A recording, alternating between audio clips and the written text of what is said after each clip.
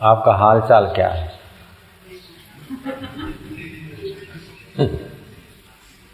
हाल चाल क्या है बताओ, जल्दी बोलो। ओम ओम। आपका हाल चाल क्या है, जल्दी बोलो। आदमी को निज विवेक होता है तो अपने हाल चाल को लीला मात्र समझता है। सामाजिक विवेक होता है तो अपने हाल चाल को समाज की निगाहों से मापता है। भक्ति का विवेक होता है तो अपने हाल चाल को जब भक्ति होती है तो अच्छा हाल मानता है, भक्ति नहीं होती तो बुरा हाल मानता है। लोभियों के नज़र से धन होता है तो अच्छा हाल है और धन नहीं है तो बुरा हाल है। लेकिन ये सारे के सारे मान्यताएं छोटी मति के हैं। हकीकत में 5 भूत परमात्मा के, ये शरीर परमात्मा का, ये विश्व परमात्मा का, चांद सूरज परमात्मा के, जमीन और जल परमात्मा का, आंधी तूफान परमात्मा के, ये सब है तो परमात्मा का। ईश्वर के धन में ईश्वर की चीजें हैं, उसमें भ्रमवश अभिमान करना ये सेठों का स्वभाव है। और ईश्वर की वस्तुओं को पाकर अभिमानी बनने के लिए लालायित होना, ये गरीबों का लक्षण है। जय जय। ईश्वर दत्त वस्तु, सारा संसार जब ईश्वर का है तो ईश्वर की तो चीजें हुई, शरीर भी तो ईश्वर का हुआ है। तो ईश्वर की वस्तुओं को भ्रमवश अपना मानना ये सेठों का स्वभाव है। और ईश्वर की वस्तुओं को इकट्ठी करने के लिए लालायित होना ये गरीबों का, उसको गरीब बोलते। जो लालायित हो रहा है वस्तुओं के लिए, ईश्वर के सृष्टि में तो भरा भंडार है, जो कहते हो। अपने को जानता नहीं और वस्तुओं से लालायित होता है, वस्तुओं के दाता का जिसको भान नहीं है उसको दरिद्र बोलते हैं। और ईश्वर की वस्तुओं को भ्रमवश अपनी मानते हैं, उसको सुधरा हुआ दरिद्र बोलते। जय जय। क्योंकि सच्चा सेठ तो भगवान विश्वनियता है, सारा विश्व उसी का है, सब वस्तु उसी के, अपना शरीर भी अपना नहीं है। लेकिन व्यवहार में जब पूछते हैं क्या हाल चाल है तो शरीर को मैं मानते हैं। ये स्थूल शरीर अपना नहीं है,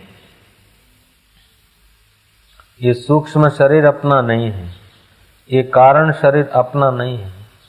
लेकिन हकीकत में ये अपना नहीं होते हुए भी इसको अपना मान ले तब तक तो चलो थोड़ी सी गलती है, लेकिन इसी को मैं मान लेते हैं, इसी को मैं मान लेते हैं। इस कारण फिर आदमी अपनी असली मैं का आनंद, अपनी असली मैं का सुख, अपनी असली मैं का सामर्थ्य समझ नहीं पाता।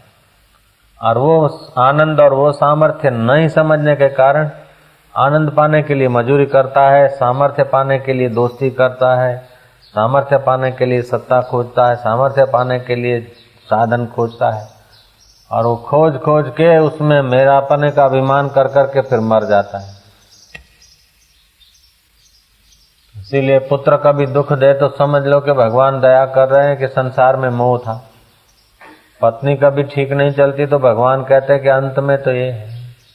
पति अगर कभी विक्षेप करता है तो भगवान की दया समझो, क्योंकि यहाँ सब चला चली का मेला है, उसमें तुम प्रीति करते,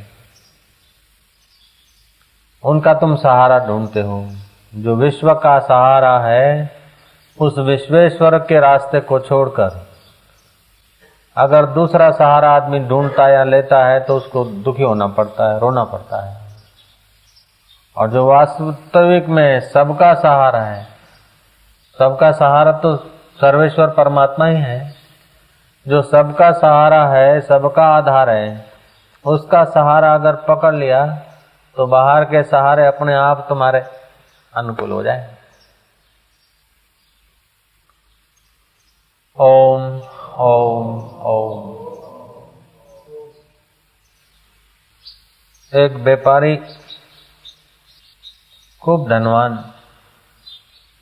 अपने इलाके का वो बिरला, मध्य भारत में रहता था, जिसको आज मध्य प्रदेश बोलते। एक का एक लड़का था, उसकी मंगनी कराई, शादी की।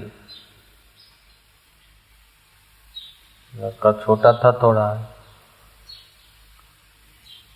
फिर बुलावा आया, भगवान का, पिता माता दोनों चले गए। लड़के की तो शादी हुई। कुछ समय के बाद पत्नी को बुलाया, लड़का पगभर हुआ, वाणिज्य व्यापार सब संभाला, सब कवर किया, उम्र लायक हो गया। वाजते गाजते महल में, चांदी के पलंग पर, सुकोमल बिस्तर, पुष्पों की छाया, खूब धन था। संसार में प्रवेश करने का पहला दिन, उत्सव मनाया गया। रात्रि हुई, अपने उस महल में, उस विशाल खंड में आए। केवड़े के फूल से, अत्र फुलेल से कमरा महक रहा है, पुष्पों की शया आमंत्रित कर रही है। दोनों का शरीर सुडौल था, मानो साक्षात कामदेव और रति ने उस कमरे में प्रवेश किया। ऐसे दोनों पति पत्नी थे, ऐसा कपल था। शरीर तो सुडौल था, आकर्षक था, मुलायम था, सुंदर था, लेकिन साथ साथ में कुछ समझ भी सुंदर थी। पलंग पे बैठा, पत्नी पास में बैठी। एकाएक नजर सुवर्ण से मढ़े हुए आईने पे गई और उस जमाने के कारीगरों ने उस आईने के दोनों हिस्सों, दोनों पड़खों, इसके पिता का और इसके माता का चित्र कोतर दिया था, अंकित कर दिया था। एक टस पर बारीकी से देखता गया, अपने पिता माता का उस आईने के दोनों कोनों में नक्शी काम से बना हुआ चित्र को देखा और तब तब तब आंसू बरसने, आंखें आंसुओं से भर गई, छलकी और आंसुओं की धार बह चली। बुद्धिमता स्त्री ने देखा कि इतना खुशी का मौका था, इतना प्रसन्नता का मौका था, संसार में आज पहली बार प्रवेश कर रहे हैं, इतनी सजावट, इतना उत्सव बना था, क्या हो गया नाथ, एकाएक क्या हो गया? बोले ऐसे कोई छोटी सी बात याद आ गई, जरा हो गया, कोई बात नहीं। ऐसा करके बात दबाने की कोशिश की, लेकिन पत्नी समझदार थी कि छोटी मोटी बात में और आप जैसे ऐसे वीर को आंखों से आंसू चल पड़े। पतिदेव, आपका दुख हो मेरा दुख, आपकी चिंता मेरी चिंता है, आपकी व्याधि मेरी व्याधि है, आपका शोक मेरा शोक हो, क्योंकि मैं अर्धांगिनी हूं, मुझसे मत छुपाई। बुद्धिमता थी, आग्रह करने पर वो युवक यहाँ कूची उठाई, आंसुओं को पूछा, फिर उसी आईने के तरफ एक टक नजर निहारी और कहने लगा, हे सुभद्रे, हे प्रिय, ये स्वर्ण के मढ़े हुए जो आईने के दोनों किनारों में मेरे माता और पिता का चित्र दिखाई देता है। उसको देखकर मेरी आंखें भर आई कि जब उन्होंने शादी की होगी और इसी महल में रहे होंगे, हम लोग जो भोग भोगने की तैयारी कर रहे हैं वे सब भोग उन्होंने भोग लिए होंगे। हम जो ऐश करने की श्री गणेश कर रहे हैं, प्रारंभ कर रहे हैं, वे सारे ऐश उन्होंने किए होंगे। अपितु हम लोगों से भी उस वक़्त उनके पास धन ज्यादा था, सुविधाएं ज्यादा थी, शरीर बल ज्यादा था, तन बल, बाहुबल, बुद्धि बल, सामर्थ्य ज्यादा था, अधिक भोगा होगा। लेकिन आज दोनों के दोनों काल कराल के किस कोने में लुप्त हो गए। सब भोगे हुए भोग उनके व्यर्थ हो गए। पूरा परिश्रम और जीवन की सब उपलब्धियां उनकी आज पराई हो गई, सब छोड़ छाड़ के चले गए। उनके साथ कुछ गया तो नहीं। जिन शरीरों से भोग भोगे वे शरीर भी उनके साथ गए नहीं। अंत में वे शरीर भी उनके लिए दुख रूप हुए बुढ़ापे में। तो जब हमारे से तन बल, मन बल, बुद्धि बल, धन बल अधिक था, उनके साथ भी ये भोग गए नहीं, भोग की वस्तुएं गई नहीं, ये जाहो जलाली गई नहीं, ये स्वर्ण के चित्र उनके साथ गए नहीं। तो हमारे साथ हमारे ये कागज के चित्र कब तक चलेंगे? हमारे साथ ही घड़ी भर के लिए शहनाइयां और तुतारियां कब तक चलेगी? और तेरा सुकोमल शरीर या मेरा ये पुरुष का शरीर कब तक ऐसा बना रहेगा? पत्नी बुद्धिमत्ता थी, पति का विवेक, पति का न बचा वो पत्नी का भी हो गया। दोनों उन पिता माता के, सासू ससुरे के चित्र को निहार कर मानो अपनी भी ऐसी ही घटना घट जाएगी, फिर क्या होगा? उस प्रश्नवाचक विचार में गुम से हो जाते थे। फिर मन कुछ बहिर्मुख होता तो फिर चित्र को निहारते। वो सासू के चेहरे को, चित्र को देखती और वो पिता के चेहरे चित्र को देखता। पूरी रात बीत गई, विकार ने प्रवेश न किया। दुल्हा दुल्हन चांदी के पलंग पर पुष्पों की शया, अत्तर फुलेल छटे हुए, कामुकता उत्पन्न करने वाले सब सामग्री के बीच होते हुए निज विवेक में खड़े हैं। सारी रात बीत गई, विकार उनका गला नहीं दबा सका।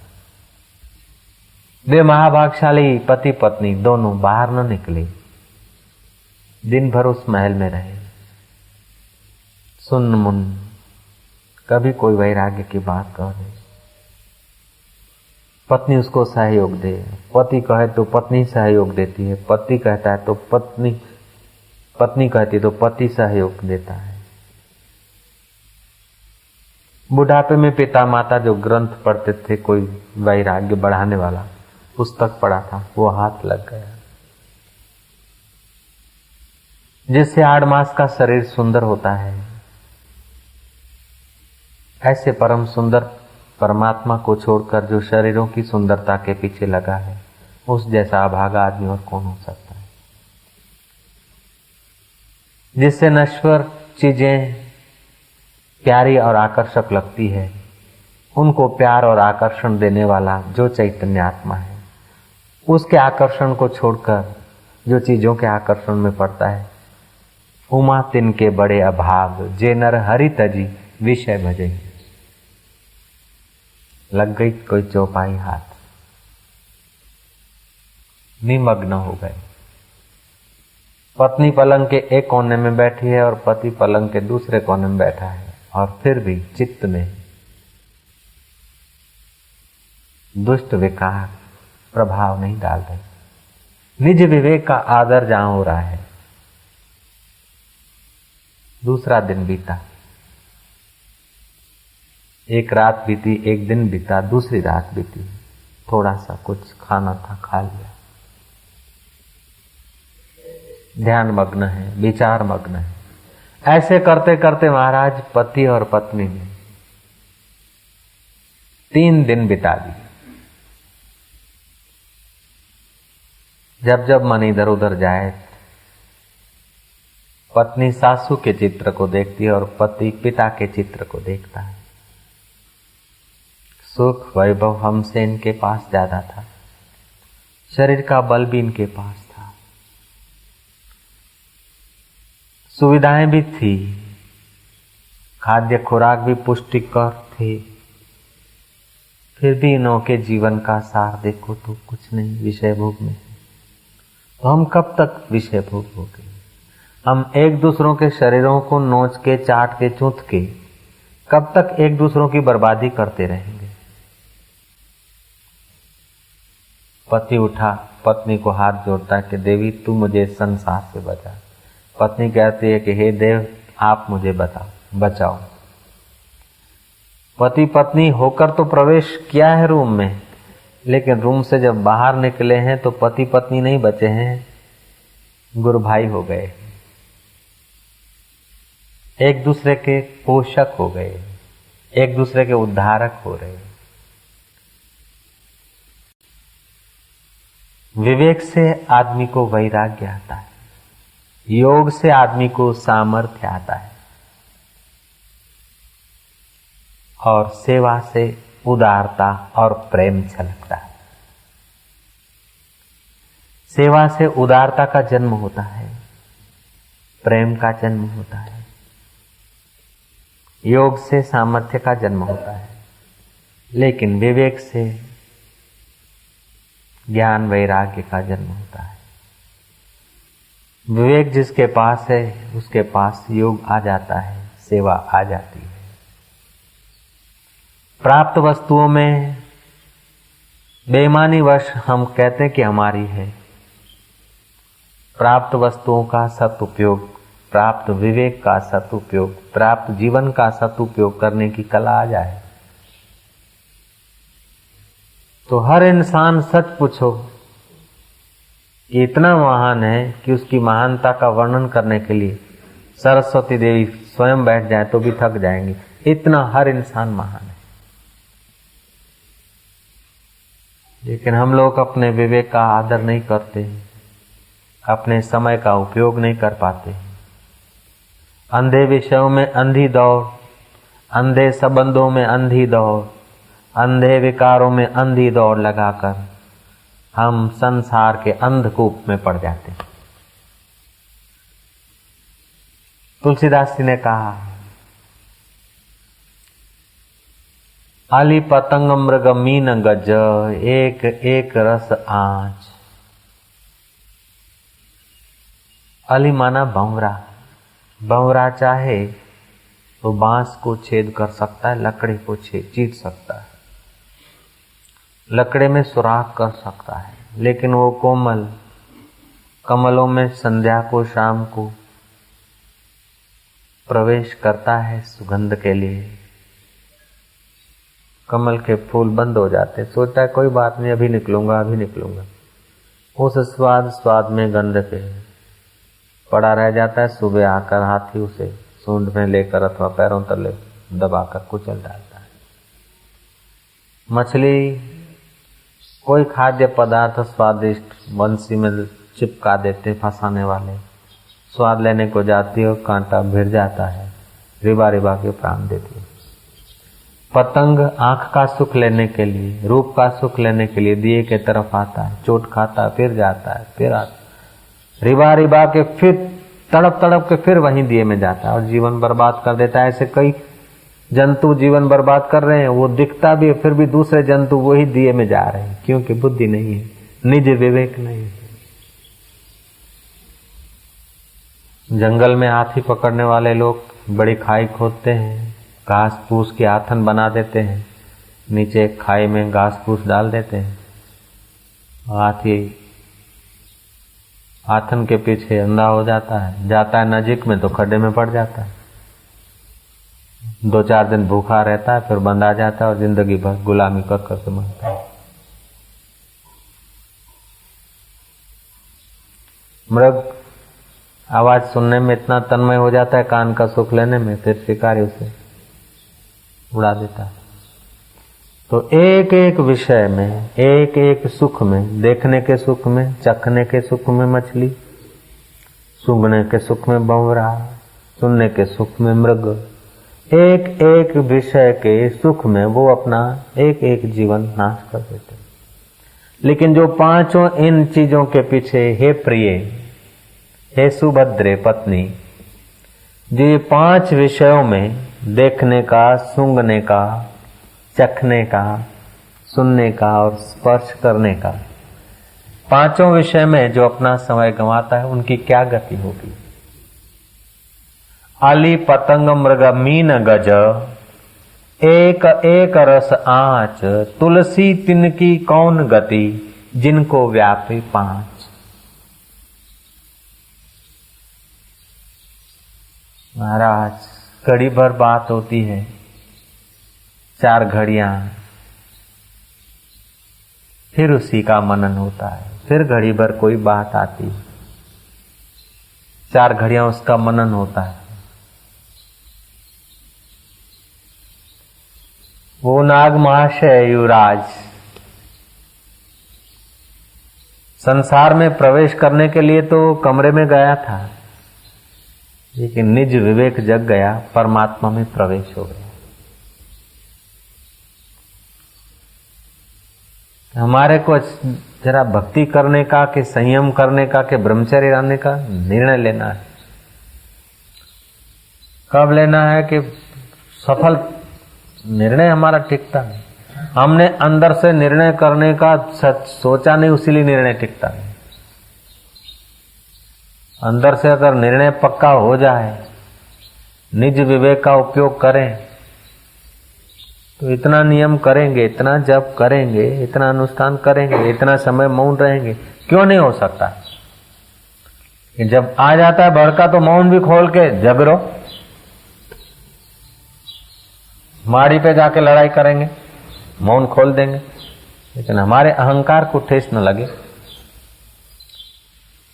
ओम ओम ओम ओम। तो निज विवेक का जब हम जिस घड़ी अपने विवेक का अनादर करते हैं, विवेक कमजोर बनता है और आवेश जोर मारता है, तो हमारी हार हो जाती है। और विवेक मजबूत होता है तो आवेश को हम मोड़ देते हैं।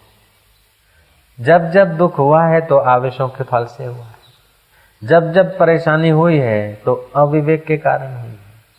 नहीं तो ईश्वर हमें नरकों में डालने के लिए थोड़े नरक बनाए, ईश्वर ने हमको नरकों में डालने के लिए थोड़े संसार में भेजा, नरकों में जाने के लिए थोड़े संसार में परमात्मा ने हमको भेजा है। परमात्मा ने तो स्व में प्रतिष्ठित होने के लिए तो हमें संसार में मनुष्य रूप का जन्म दिया है, लेकिन हम अपने विवेक का उपयोग नहीं कर पाते हैं, इसीलिए हम लोग नरक का रास्ता बना देते हैं। जीते जी भी हमारा जीवन नरक जैसा हो जाता है। 2 रोटी तो खानी है, लेकिन जीवन देखो कितना डरावना, कितना भय वाला, कितना संघर्ष वाला। बुढ़ापा कैसे बीतेगा, मौत के समय क्या होगा, कोई पता नहीं। क्योंकि विवेक का दिया जो है ना, उसको जलाया नहीं, प्रकाशित नहीं होने दिया। विवेक का दिया प्रकाशित करने वालों के करीब हम पहुंचे, लेकिन प्रकाशित होने का मौका आया तो हम टिके नहीं। ठहरो, फिर जलाएंगे, अभी तो हमें अंधेरे में रहने दो, मजा आता है। अरे जला ले जा दिया, प्रकाश थोड़ा ले जा भैया, प्रकाश बहुत अच्छा है, लेने को आ जाएंगे। बाबा कथा बहुत अच्छी, अच्छा आप दोबारा शिविर में आएंगे। भैया आओ चाहे ना आओ, लेकिन विवेक का दिया तुम जलाए रखना, कृपानाथ कृपा करना।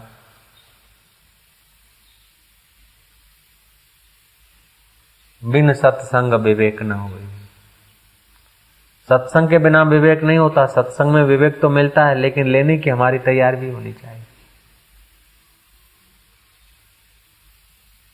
और जो निज विवेक का आदर नहीं करता, अपने विवेक का आदर नहीं करता, किसी की मृत्यु देखकर अपनी मृत्यु जिसे याद नहीं आती, किसी का बुढ़ापा देखकर अपना बुढ़ापा याद नहीं आता, किसी का दुख देखकर भविष्य में अपना दुख याद नहीं आता जिसे,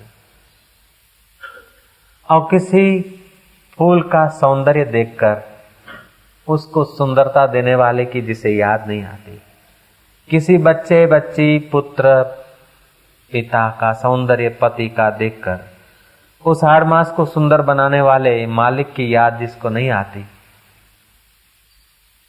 समझो उसको अपना निज विवेक का आदर नहीं। गंगा किनारे एक गांव था,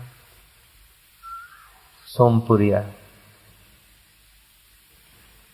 वहां एक दंपति रहते थे, पति पत्नी, ब्राह्मण थे, दोनों हरि भक्त थे। सत्संग में उनका विश्वास था। साधु सन्यासी को देखते तो आदर से उनको प्रणाम करते, दो वचन सुनते थे।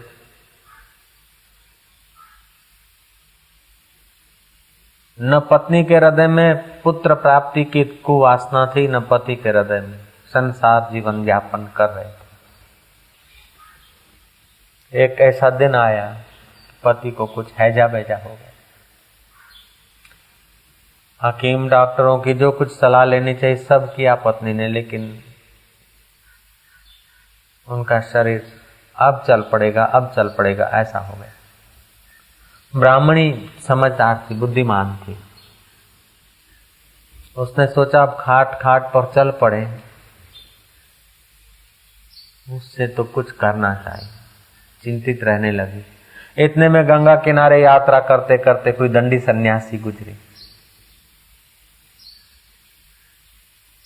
वो ब्राह्मणी ने अपने पति को सन्यास की दीक्षा देने के लिए बाबा जी को प्रार्थना किया। दंडी सन्यासी कहते हैं कि वो बीमार पड़े हैं। बोले महाराज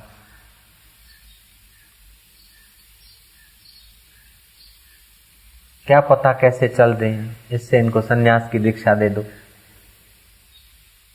साधु होने की दीक्षा दे दो। कम से कम दीक्षा से एक ब्रह्म हत्या का पाप तो दूर हो जाए, सदगति तो होगी।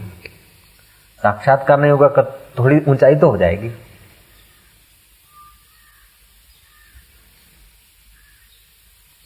आपातकाल में, मृत्यु की घड़ी में भी संन्यास देने की, उसके जीवन को तारने की कोई पद्धति है।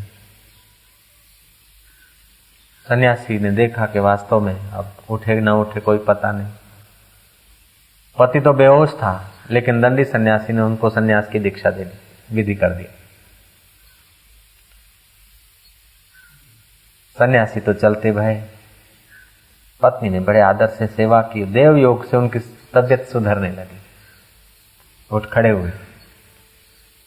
पत्नी मूर्ति की मूर्तिमंत होकर छाया की नाई सेवा करती है, लेकिन पहले जो स्पर्श करके उठाती थी या टच कर देती थी, अब वो दूर दूर से सब सेवा करती।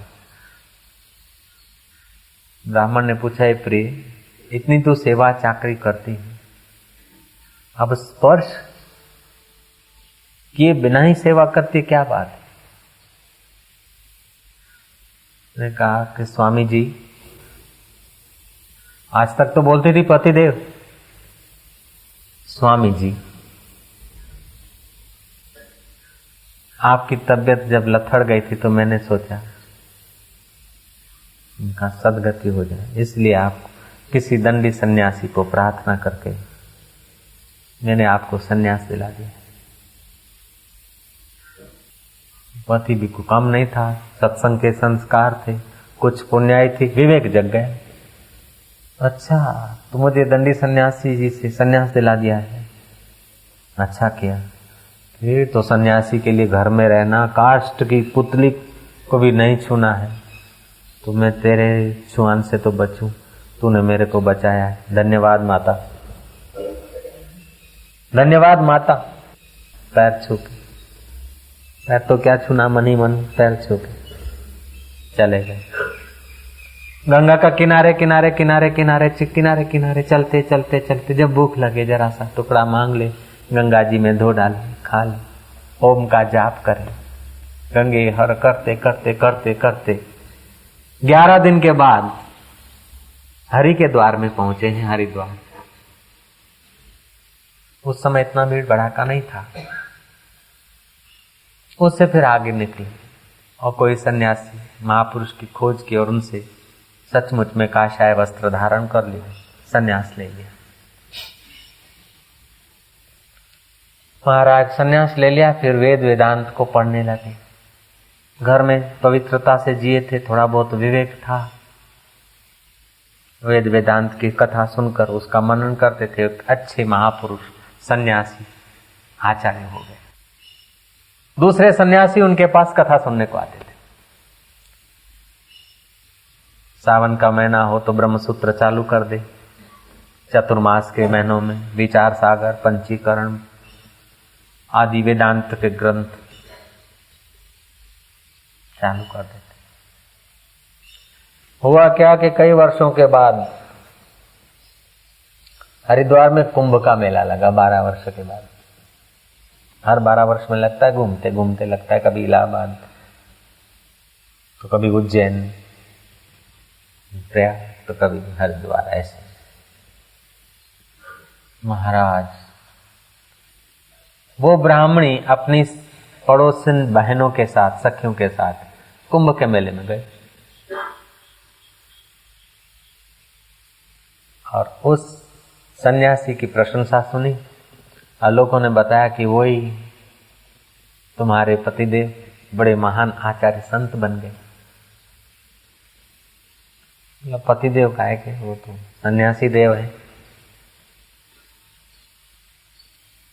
महाराज और माइया जो दर्शन करने को गई, जो ये भूतपूर्व मिसेस भी गई।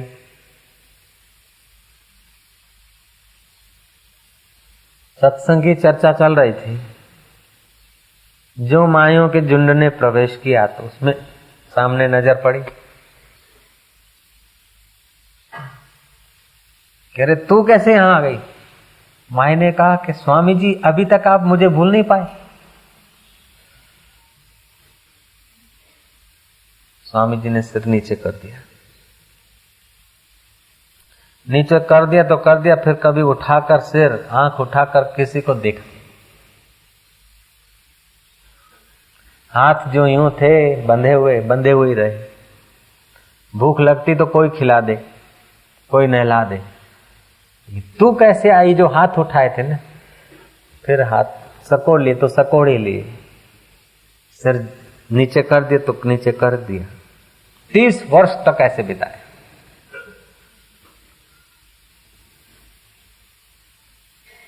मुसलमान विधर्मियों ने कहीं घूमने जा रहे थे, उनके शरीर में घाव कर दिए।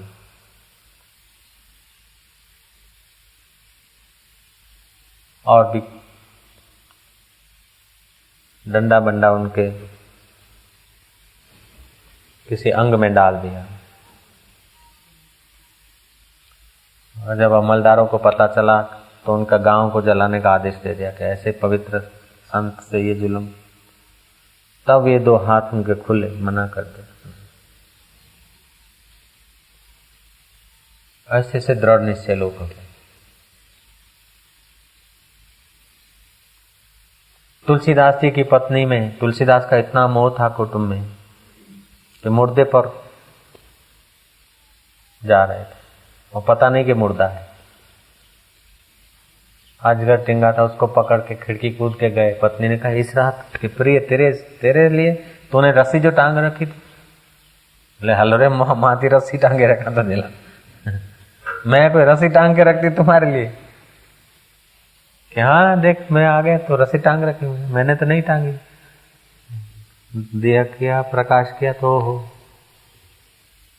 अजगर टिंगा है, उसका सहारा लेकर कूद गया है। एक कामांध होकर इस मेरे हाड़ मांस के शरीर में इतना मोह घुस गया कि मौत का भी तुमको पता नहीं कि मौत खड़ी है। इतना अगर भगवान में प्रेम होता तो तुम तो अपना उद्धार कर लेते, दूसरों के उद्धार करने वाले हो जाते। हाड़ मांस की देह ममता में इतनी प्रीति।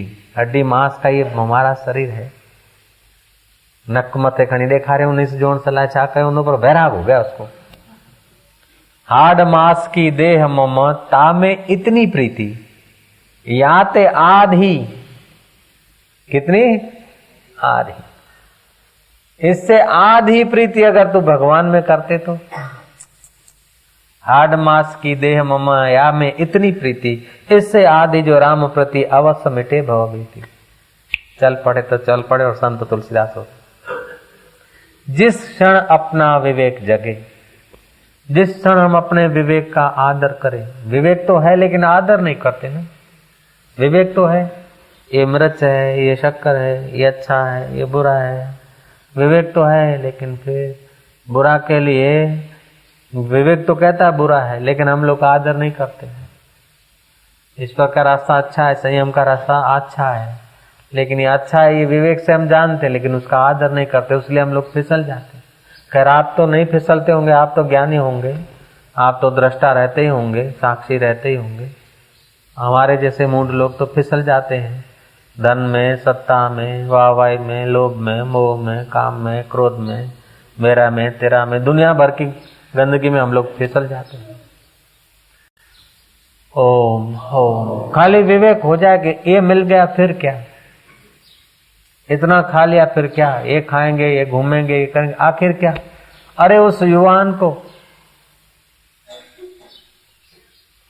नाग महाशय को, रामकृष्ण वाला नाग महाशय भी हो गया, वो भी बड़े सज्जन हो गए, और ये भी नाग महाशय। खाली पिता की मूर्ति को देखा है कि मेरे पिता और माता काल के ग्राल में चले गए, उन्होंने भी तो ऐसे विषय भोग भोगे होंगे, और ये धन संपत्ति उनके क्या काम आई, कितना कुछ ले गए। आमाथी शू लई गया ये लोग, આપણે શું લઈ જઈશું। पति पत्नी दोनों के हृदय में विवेक का दिया जग गया, फिर बुझे न उसकी सुरक्षा करते रहे। सत्संग में हमारे विवेक का दिया जलता है, लेकिन हम सुरक्षा नहीं कर पाते हैं, इसलिए फिर बुझ जाता है और अंधकार में आ जाते हैं। अंधकार में आते जब ठोकर खाते हैं तब फिर बहुत समय गुजर जाता है। ठोकर खाते हैं, फिर वो कोई सहयोग दे देता है, बचा देता है, जरा तसल्ली मिलती है, फिर देह को बुझा जाते, फिर ऐसा जीवन पूरा कर देते। ये ठोकर मिलती है, ये भी भगवान की दया समझो, कृपा समझो। भगवान तुम्हें अपना बनाना चाहते हैं, तुम्हारे कर्मों को काटना चाहते हैं, तभी तुम्हें संत के द्वार तक पहुंचाते हैं। ये भी उसकी कृपा है, ये भी उसकी रहमत है। जन्म जन्म खा पंद कयो मुँह, सतगुरु खे बोले हंद कयो मुँह। विवेक जगता है, लेकिन फिर हम उस विवेक के दिए का आदर करें ना, तो हम कहीं के कहीं नहीं।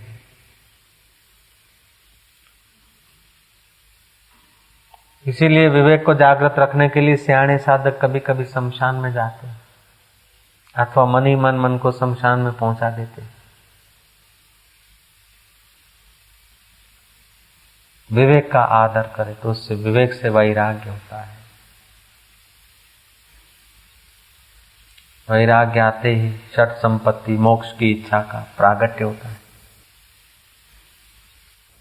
तो ये चार साधन है, विवेक, वैराग्य, षट संपत्ति और मोक्ष की इच्छा। पहले विवेक आ जाए तो, विवेक आया तो वैराग्य आएगा, विवेक टिका तो वैराग्य आएगा ही। और वैराग्य आया तो षट संपत्ति प्रकट होने लगेगी। षट संपत्ति माना क्या? शम। मन इधर उधर की फालतू बातों में, बिन जरूरी बातों में, बिन जरूरी देखने में, बिन जरूरी सुनने में फिर मन की रुचि नहीं होगी, शम होने लगेगा। फिर भी इंद्रियां उधर उधर जाए तो आपकी मन का इतना प्रभाव होगा कि इंद्रियों को दम लगा होगा, मुंह होगा आपड़ू शू। दीवालों पे चित्र देखना, ये फिर इच्छा नहीं लगेगी, एकांत अच्छा लगेगा। षट संपत्ति में क्या होगा कि शम। शम माना मन का शांत होने में रुचि होगी। दम माना इंद्रियों को रोकने की, कम देखना, कम सुनना, कम। शम, दम, फिर तितिक्षा। ईश्वर के मार्ग में गर्मी, सर्दी, मान, अपमान, भूख, प्यास सह लेगा, फिर भी उसे ज्यादा पंच नहीं होगा, बहुत सारू मतलब चाले, no problem, no problem, no problem. Shri Ram, no problem. तो शम दम तितिक्षा, तितिक्षा माने दुख सहने की शक्ति आए। हंस हंस के दुख की घड़ियां, असुविधाओं को सबको पचा लेगा।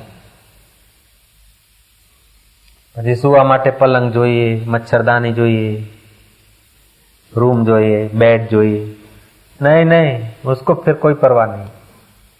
जिसके हृदय में विवेक जगा है, जीवन को मूल्यवान समझता है, जीवन दाता को जानने वाला समझता। जीवन को मूल्यवान समझना एक बात है और शरीर को मूल्यवान समझना दूसरी बात है। शरीर और जीवन में फासला है। जय जय।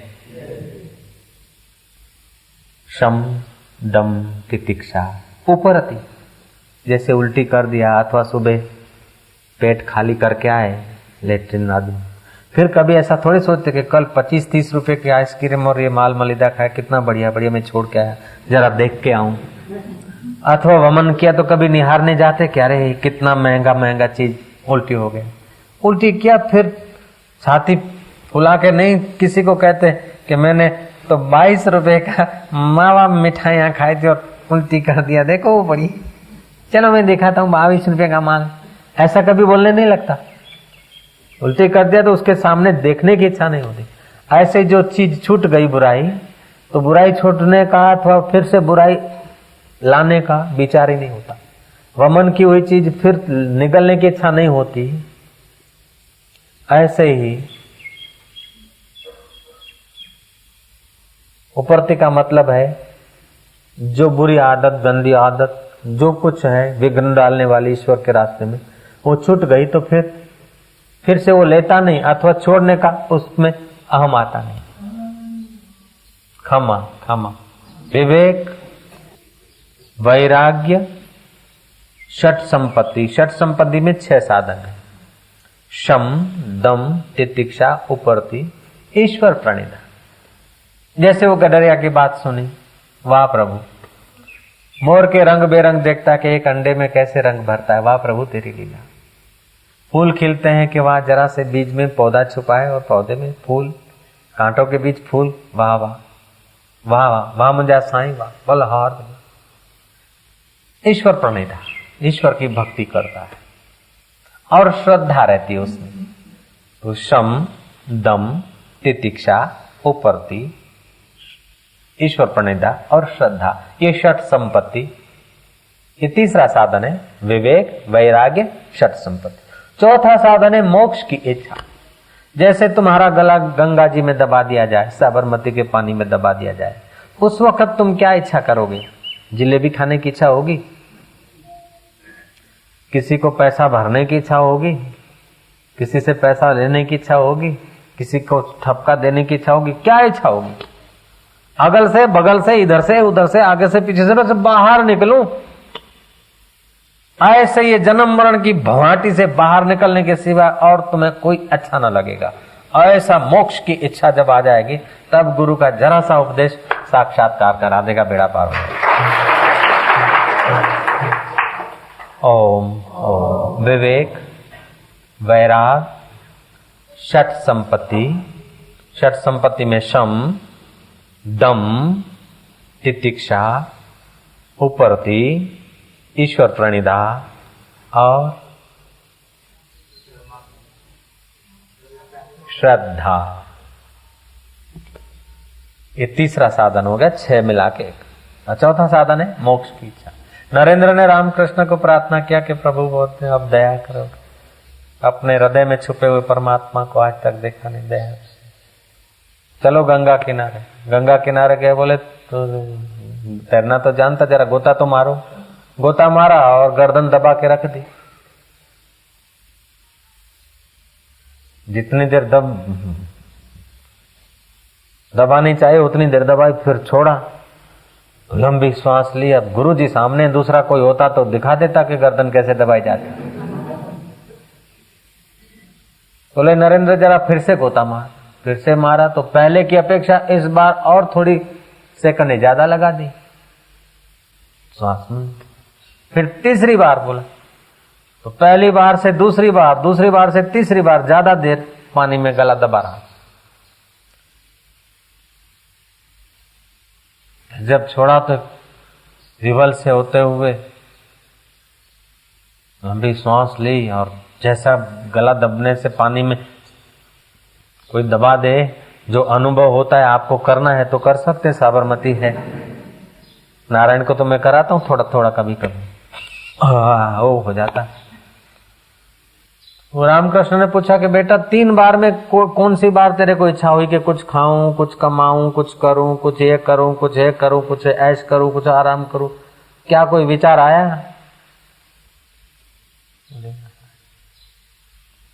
क्यों? कि बस बाहर निकली, बस ऐसी तीव्रता आ जाए उस समय गुरु जी का जरा सी कृपा साक्षात्कार करा देगी, तो ऐसी तीव्रता ला। फिर न हो तो हम बंदे। श्री राम। आदमी इस जलाने वाले शरीर को जो धोखा देता है, रुग्ण हो जाता है, सड़ जाता है, जल जाता है। इस शरीर के लिए तो पलंग सजाता है, कमरा लेता है, वो करता है, पंखा ये वो सब सजावट कर। शरीर के सुख के लिए इतनी मजूरी हम लोग करते हैं, लेकिन हृदय की शांति के लिए क्या हमारी कोई तैयारी नहीं? और याद रखें, हृदय की शांति के बिना शरीर का सुख कोई मूल्य नहीं रखता। हृदय की शांति है तो शरीर के सुख की सुविधाओं की ज्यादा जरूरत भी नहीं। विवेक की बात है। एक सन्यासी स्वामी जी थे, विश्वतीर्थ उनका नाम था, और जब कॉलेज में पढ़ते थे तो कॉलेज में तो मैनेजमेंट के ग्रुप बनाए जाते ना, कोई मैनेजर होता लड़का, लड़कियों की भी कोई ऐसे। तो किसी लड़की ने कॉलेज के प्रयोग रूम के कोई इंस्ट्रूमेंट के 50 रुपए की वस्तु का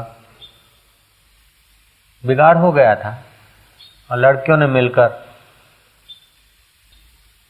हरिशरण स्वामी जी का नाम है, हरिशरण उसका नाम था, स्वामी जी तो बाद में बने, कि फलाने लड़के ने, हरिशरण ने बिगाड़ा, मैंने नहीं बिगाड़ा। बुलाए गए प्रिंसिपाल के आगे कि तुमने बिगाड़ा है। उन्होंने हाँ ना कुछ नहीं कहा। 50 रुपया जुर्माना, 50 रुपए की वस्तु बिगड़ी है, 50 रुपए कल ले आना। हरिशरण ने ला के दे दिए।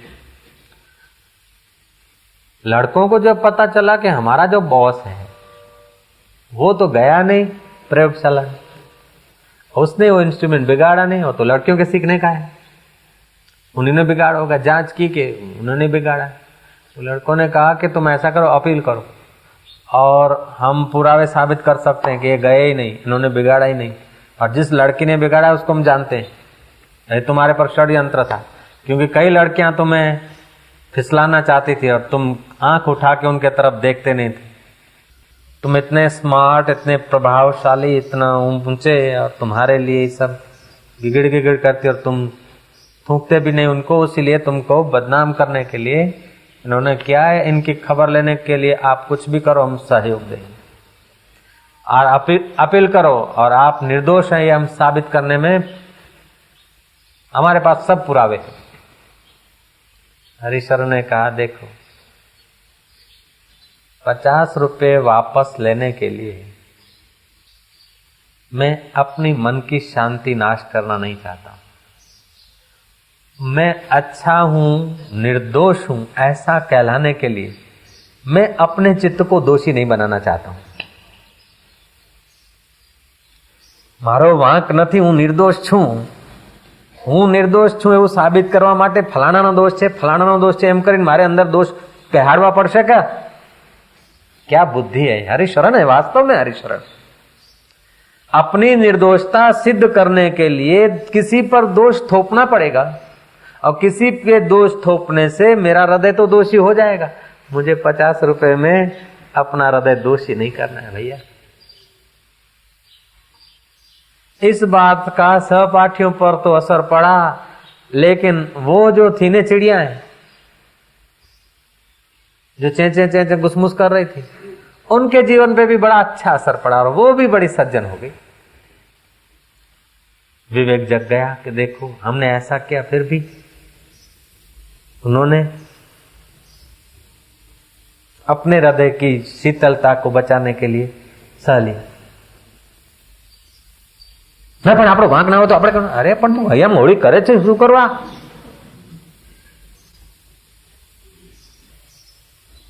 हम लोग शरीर की सुविधा के लिए अथवा हम निर्दोष है उसके लिए अपने हृदय को दुखी क्यों करें? हम अपने विवेक का उपयोग करें। अगर दोष है स्वीकार करके निकाल दें। नहीं दिखते हैं कि मुझे अभी दिखता नहीं, दिखे ऐसी दया करो, वो सामने वाला दोष माफ कर दे। हम लोग अपने हृदय का अपना विवेक जगाएं तो अपना हृदय दुखी करने का हम क्यों घाटा सहें? शरीर को असुविधा मिल जाए इसका मूल्य नहीं है, लेकिन हृदय जब हो जाता है ना तो शरीर की सब सगवड़ बेकार हो जाती है। चित्त जब विक्षिप्त हो जाता है, हृदय जब दुखी हो जाता है तो फिर तुम्हारा घर तुमको अच्छा नहीं लगता, तुम्हारा फर्नीचर तुम्हें अच्छा नहीं लगता। हृदय जब बढ़िया है तो फुटपाथ भी तुम्हें अच्छी लगती, बगीचा भी अच्छा लगता है, धर्मशाला भी अच्छी लगती। अरे गंगा के फुटपाथ पे भी मजा आता है हृदय में जब शांति आनंद है। इसीलिए शरीर की सुविधाओं से 50-25 रुपए से या 1000-2000 से भी ये चित्त का हृदय की शांति का खजाना ज्यादा कीमती। तो हरिशरण ने 50 रुपए वापस लौटाने के लिए या अपनी निर्दोषता घोषित करने के लिए अपने हृदय को चंचल न किया। बोले मेरे हृदय की शांति बनी रहे, ठीक है। उनके हृदय की शांति का विद्यार्थियों पर, विद्यार्थिनियों पर प्रभाव पड़ा और वही हरिशरण बाद में स्वामी जी हो गए, सन्यासी हो गए। क्योंकि कॉलेज लाइफ में जिसका इतना विवेक है वो फिर कीचड़ में कब तक रहेगा? बिना कूटनीति के संसार का व्यवहार, गृहस्थी जीवन का व्यवहार चलना जरा कठिन सा लगता है। गृहस्थी जीवन कूटनीति के सिवा, दगाबाजी के सिवा आजकल पाया नहीं जाता।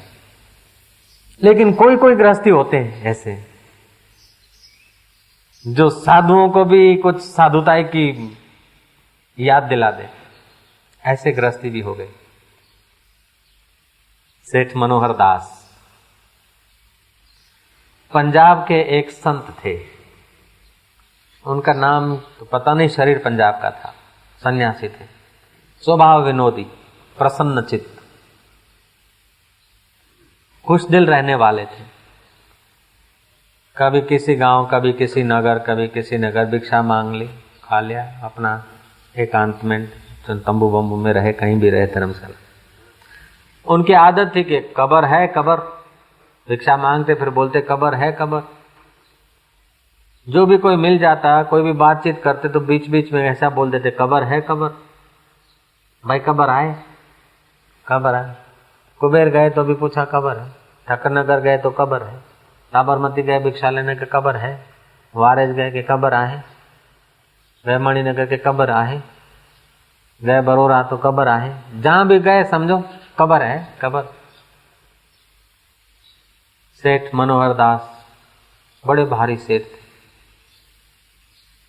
वो गुणी भी थे, कुछ ज्ञानी भी थे, कुछ महात्माओं का संग किया था और प्रतिदिन अपने निज विवेक का आदर करके अंतर्मुख होते थे। महात्मा भिक्षा लेने आए हैं और पूछते कब्र है।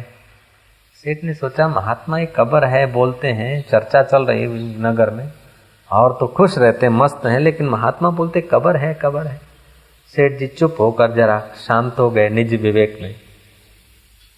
महात्मा का कब्र है कहने का जो कई वर्षों का चर्चा चल रही थी, उसका आशय वो सेठ मनोहर दास समझ गए। मनोहर दास आए, बोले बाबा जी क्या ढूंढते हो? कब्र है कब्र। महाराज मुर्दा है मुर्दा। तो महात्मा ने अपने और इशारा करते हुए, मतलब ये मुर्दा है। सेठ जी ने घर की ओर इशारा करते हुए कि ये कब्र है। भाई दे, सौदा बन गया। मुर्दा भी हो और कब्र भी हो तो फिर दफनाना है और क्या करना है। वो पंजाब के अटे कटे संत घर में प्रविष्ट हो गए। सेठ जी ने उनके रहने की, सोने की, खाने की सारी सुविधा कर दी। 12 साल तक उस बंगले से बाहर नहीं निकले। जय जय। मुर्दा बाहर कैसे निकले? खबर ठीक मिल गई, कोई डिस्टर्ब करे नहीं, टाइम सर भोजन छोड़ जावे, जैसे मौन मंदिर में होता है। पूरी सुविधा कर दी सेठ जी ने। 12 वर्ष तक वो महात्मा रहे।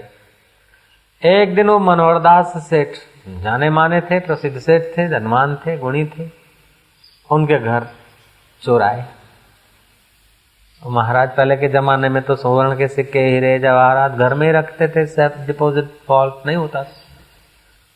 जो सब थाने सामान डाका डाल के सेठ का डाकू ले गए। सिपाही पीछे पड़े और भय के कारण उन्होंने वो सारा का सारा सामान किसी कुएं में फेंक दिया और भाग गए। महात्मा को पता चला कि 12 साल जिसके पास रहे,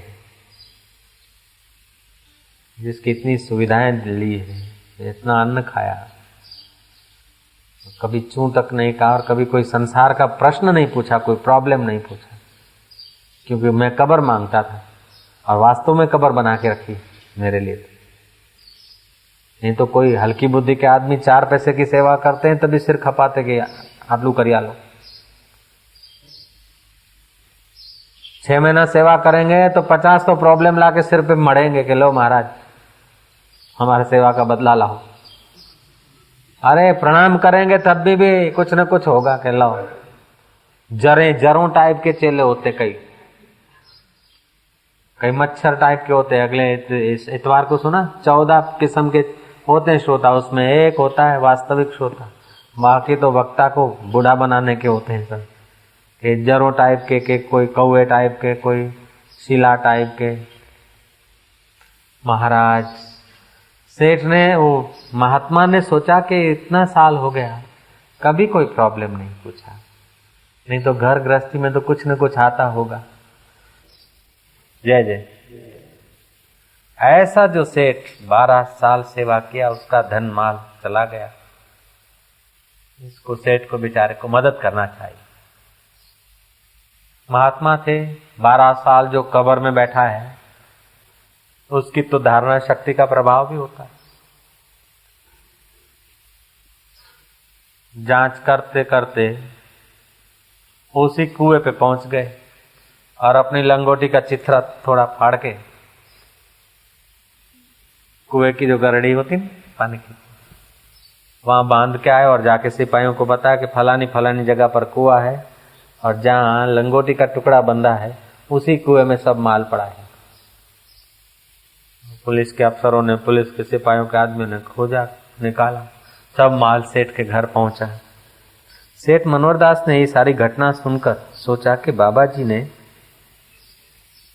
पूछा था कब्र है, अब माल मेरा गया और बाबा जी को इतनी चिंता आई कि वो फिर खोजते खोजते कुएं तक पहुंचे और वहां निशाना मार के जाके सिपाहियों को बताया, मेरा माल ला के रख दिया। मालूम होता है कि बाबा जी के वैराग्य में कोई ठंडक आ गई।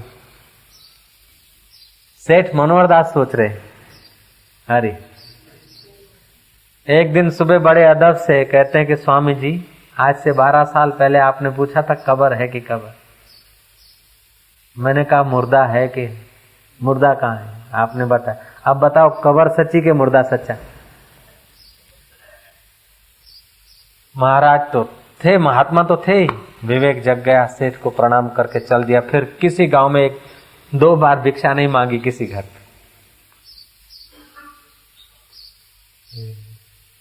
सतत जिस सेठ का अन्न खाते हैं, इसीलिए तुम्हारे मोटेरा के आश्रम में बड़ा अच्छा नियम है कि किसी व्यक्ति का सतत, किसी व्यक्ति का भंडारा नहीं। साधक सेवा करते, चूरण बनाते, कोई करते बिछाते हैं, अपना भाग्य का थोड़ा बहुत खाते, बाकी हरि अर्पण। जय जय। वो महात्मा किसी घर से 2 बार भिक्षा नहीं लिया और किसी गांव में ज्यादा दिन नहीं ठहरते। जाओ, विवेक जग जाए। जिन कारण हमारा पतन होता है, जिन कारण हम क्रिया में प्रवृत्त होकर पश्चाताप करते हैं, तो पश्चाताप के बाद निर्णय कर दे कि ये नहीं करेंगे, और विवेक को फोर्स देते जाएं, महान बन जाएंगे। लेकिन हम अपने विवेक का आदर नहीं करते, सच्ची बात है। और विवेक का आदर नहीं करने वाले व्यक्तियों के वातावरण में रहते हैं और ऐसी पवित्र कथाएं चर्चाएं सुन नहीं पाते, और सुनते हैं तो याद रख नहीं पाते, और याद अगर रखें तो फिर तो महाराज बेड़ा पार हो जाए। घड़ी भर के लिए इन्हीं विचारों में तन्मय रहेंगे। ओम ओम ओम।